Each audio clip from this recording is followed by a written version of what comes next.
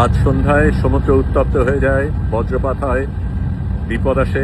আমরা দ্রুত সমুদ্রের ঝড়ের আগে যেতে চেষ্টা করি। তবে আরেকটা ব্যাপারে ছিল, কারণ আমরা পরে জানতে পারি আমাদের সবচেয়ে সামনে যেই ফ্লোটিলা আলমা, তার উপরে ইসরায়েলি জলদস্যুরা হামলা শুরু করে। আমরা এই উত্তপ্ত সাগরের মধ্যে যত দ্রুত চেষ্টা করছি এগিয়ে যেতে। আমরা সবচাইতে পেছনে, সবচাইতে বড় জাহাজ, কাজেই আমাদের উপর কি আসবে সেটা এখনো বোঝা যাচ্ছে না। কিন্তু ইসরায়েল যেটা চেষ্টা করছে সেটা অন্যদের উপর আক্রমণ করে আমাদেরকে সাবধান করার চেষ্টা করছে, আমাদের ভয় দেখানোর চেষ্টা করছে।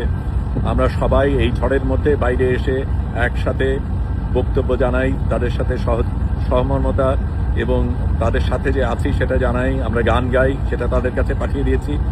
আপনারাও যে সাথে আছেন আমাদের সাথে, তাদের সাথে, এবং ইসরায়েলের বিরুদ্ধে আপনারাও যে লড়াই করছেন সেটা আমাদের জানাবেন, তাদেরকে আমরা পৌঁছে দেব।